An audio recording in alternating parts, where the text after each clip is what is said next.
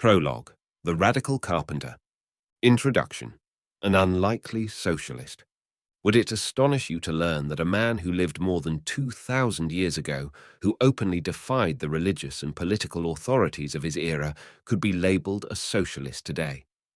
This man stood unflinchingly on the side of the marginalized. He gave food to the hungry without expecting anything in return, and provided healing to the sick without the need for any insurance. He envisioned a society grounded in radical inclusivity. This man was none other than Jesus of Nazareth. The dissonance. How did we get here? In today's world, it's perplexing to see the teachings of Jesus frequently co-opted to support political and economic ideologies he would likely have opposed. Politicians bend scriptural narratives to rationalize policies that largely benefit the wealthy and deepen societal divides. How, then, did the teachings of a first-century carpenter become the cornerstone of systems that perpetuate inequality? The aim? A provocative exploration. This book sets out to challenge these appropriations head-on. We aim to re-examine not just what Jesus actually taught, but also to provide a roadmap for realigning modern Christianity with its foundational principles. The provocative question driving this exploration: what if Jesus were a socialist by today's standards? Scope of the book: the journey ahead. As we move through these pages, we will dissect the economic and ethical principles, either explicitly or implicitly endorsed by Jesus, and contrast them with the tenets of contemporary capitalism. From the communal practices of early Christian communities to the ethical considerations surrounding wealth and poverty, we will delve deep into the complexities of Christian thought. Who is this book for? Who is this book for? If you've ever felt a dissonance between Jesus' teachings and their representation in modern political and economic dialogues, this book is for you.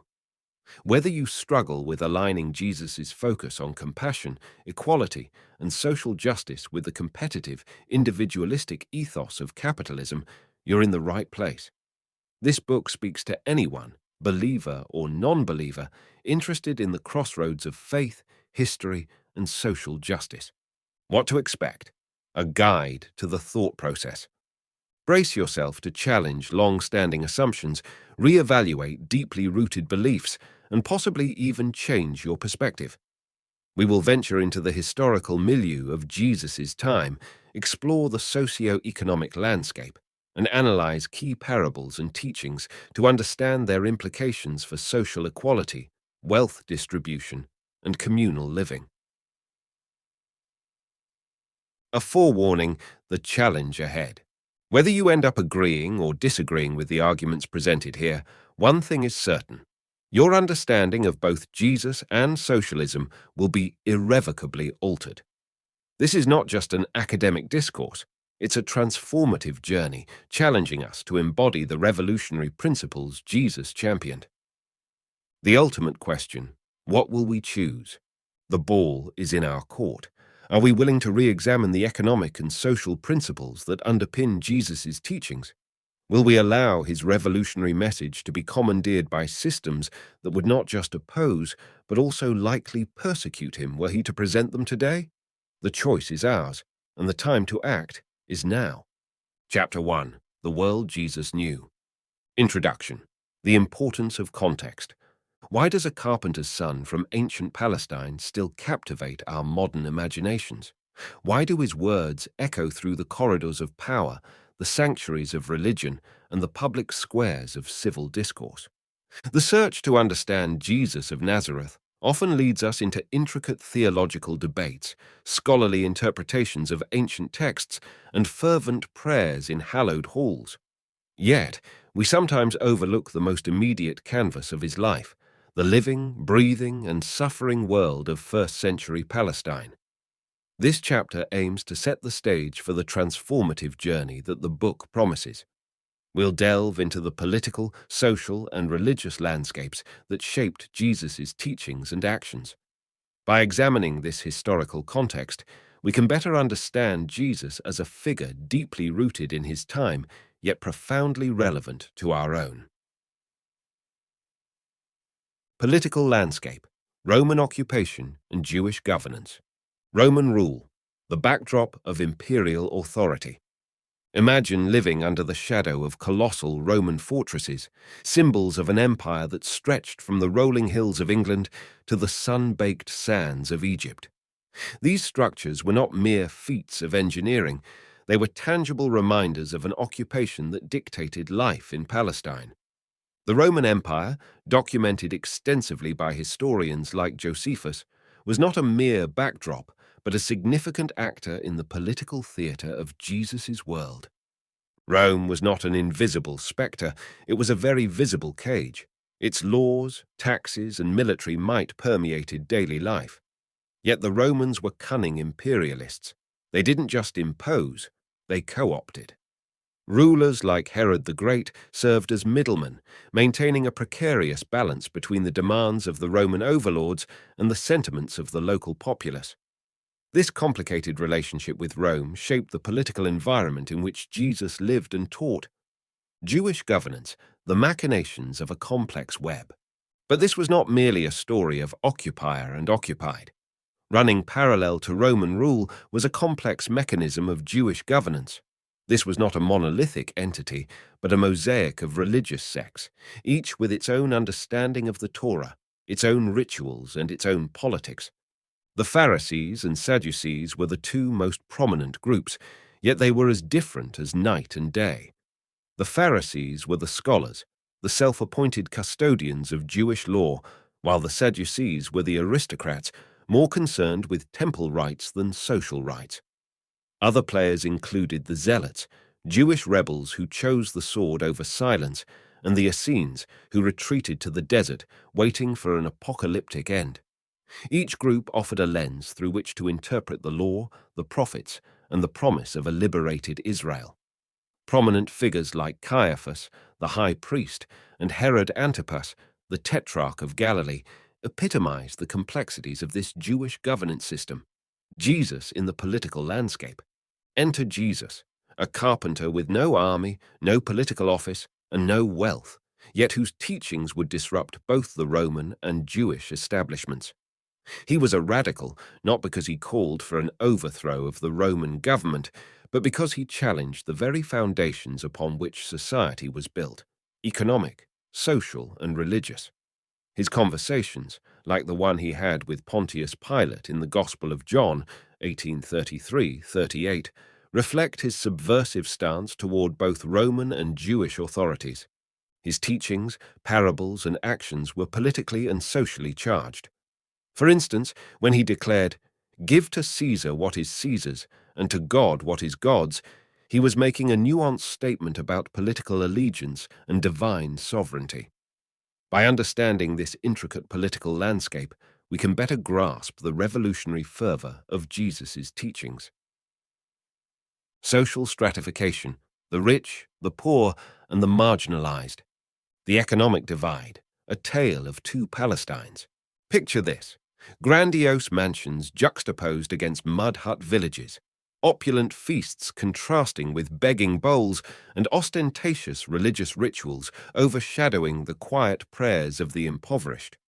First-century Palestine was a society of stark contrasts, documented not just in religious texts, but also in the writings of contemporary historians like Philo of Alexandria and Josephus.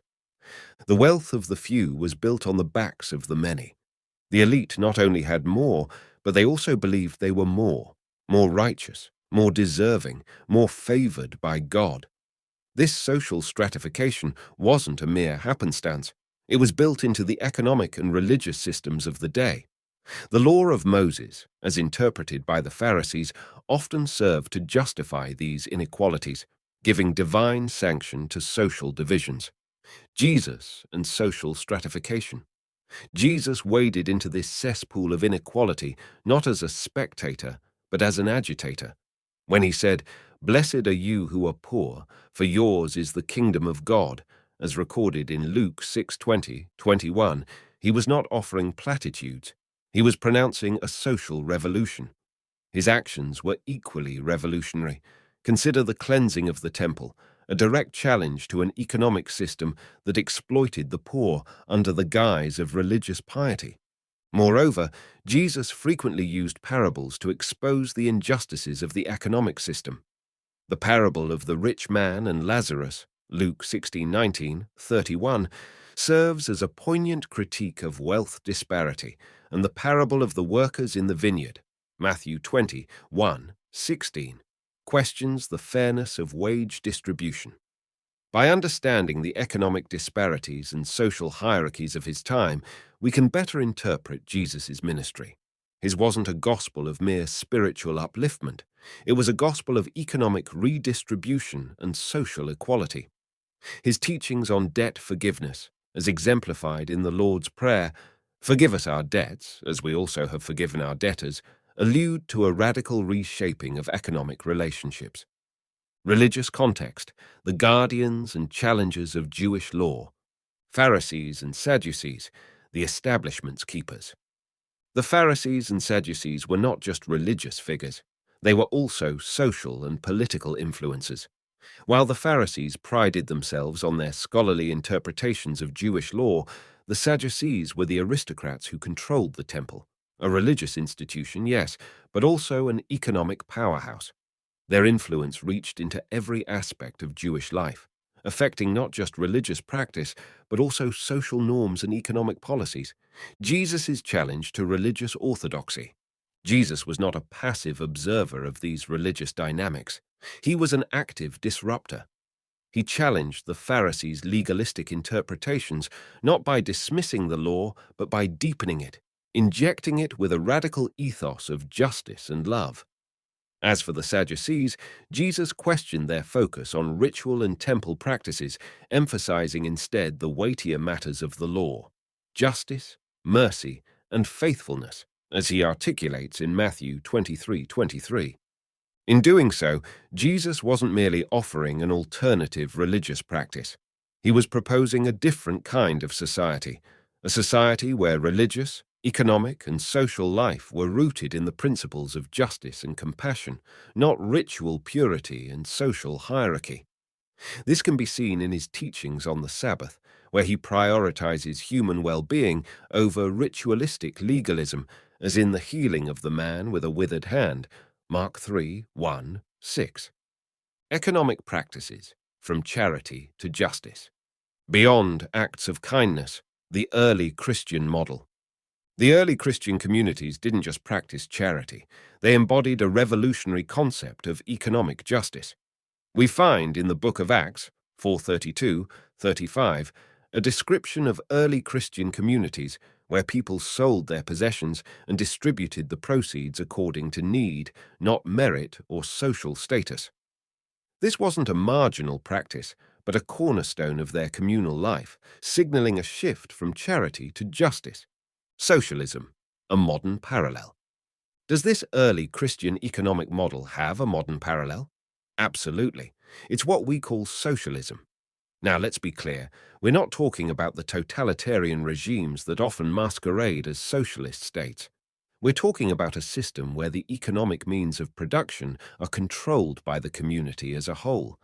It's not just about redistributing wealth. It's about rethinking the very structures that create wealth and poverty in the first place. The teachings of Jesus and the practices of early Christian communities resonate with core socialist principles like collective ownership and wealth redistribution. This intersection between ancient practice and modern theory isn't mere coincidence. It challenges us to reconsider the relationship between Christianity and capitalism critically. Reclaiming Jesus, reclaiming justice. As we journey through the life and times of Jesus, we discover a figure who is not easily categorized. He is a spiritual guide, yes, but also a social revolutionary. He is a healer, indeed, but also an economic reformer.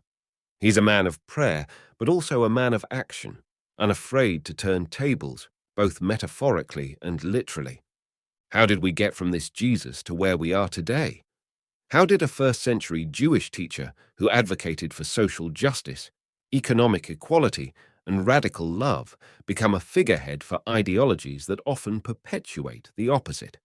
Exploring this transformation requires us to question not just how we interpret ancient texts, but how we live our modern lives. It pushes us to not only ask, what would Jesus do, but also, what are we doing in the name of Jesus? In reclaiming the revolutionary Jesus, we also reclaim a revolutionary sense of what is possible for our society, for our religious institutions, and for ourselves. We rediscover a Christianity that is not bound by the status quo, but is an ever-evolving quest for a world where love overcomes hate, where justice triumphs over exploitation, and where, in the words of the prophet Amos, justice rolls down like waters and righteousness like an ever-flowing stream. By examining the life and teachings of Jesus through the lens of social justice and economic equality, we engage in an act of intellectual and spiritual rediscovery. This is not an abstract academic exercise. It's an urgent call to action. Our exploration of Jesus' revolutionary principles aims to equip us to address modern challenges, from income inequality to systemic racism to environmental degradation. A revolutionary reinterpretation, reimagining the story, unveiling the revolutionary. While many of us have grown up with a sanitized, almost divine image of Jesus, the benevolent shepherd or the transcendent deity, this mental picture often obscures the radical activist that Jesus was.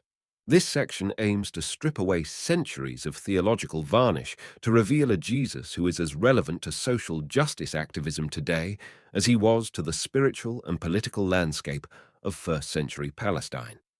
We must scrutinize not just the words of the New Testament, but also the actions, priorities, and the lived experience of Jesus as recorded in historical and scriptural contexts.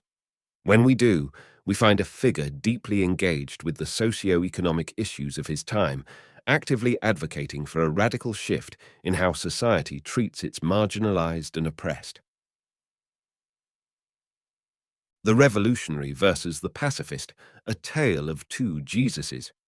Contrary to the conventional portrayal of Jesus as a peace-loving, otherworldly spiritual teacher who called people to personal piety, there exists a more disruptive, provocative Jesus, a revolutionary who not only preached a different kind of kingdom, but advocated for a new way of living that undermined the established political and economic systems.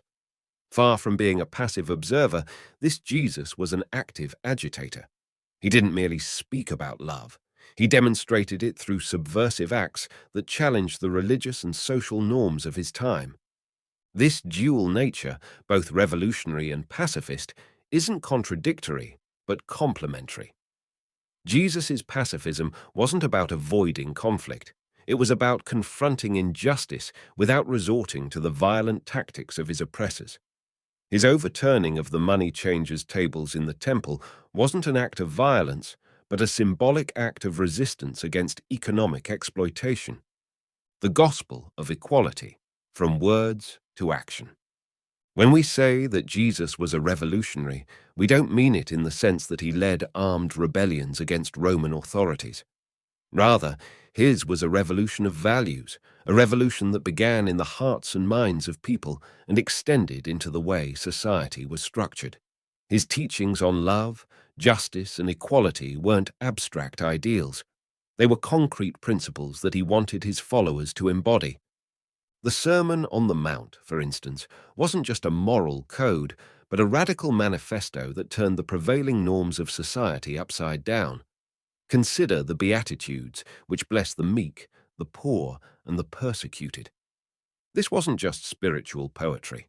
It was a political statement against the dominant values of a Roman society that honored wealth, power, and military victory.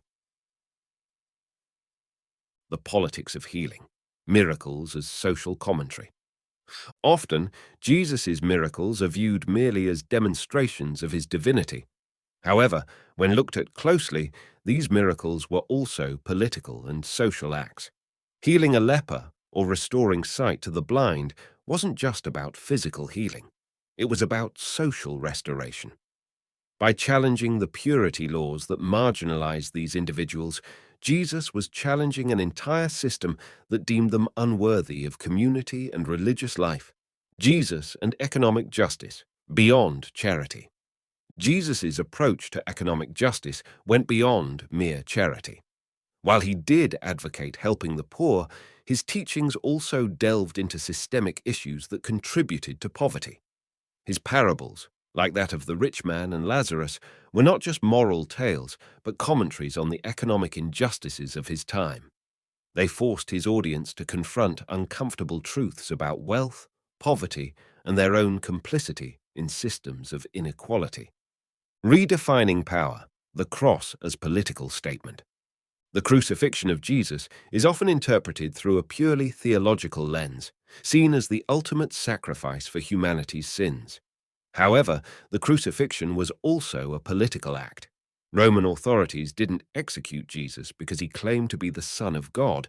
They executed him because his teachings posed a direct threat to their power structures. His resurrection can be viewed not just as a defeat of death, but also as a triumph over the political and religious systems that sought to suppress his revolutionary message. Conclusion: reclaiming the revolutionary Jesus. In revisiting the life and teachings of Jesus with fresh eyes, we can reclaim the revolutionary aspect of his ministry. This isn't about rewriting religious texts, it's about reinterpreting them in a way that aligns with the quest for social justice. It's about recognizing that the kingdom of God that Jesus spoke of is not just a heavenly realm, but a new way of living here and now, a life committed to justice, equality, and radical love. As we integrate this revolutionary Jesus into our spiritual and political lives, we can transform not only how we view Christianity, but how we engage with the world. This is not just a call for theological reflection, but a call to action, challenging us to live out the revolutionary principles that Jesus both preached and embodied.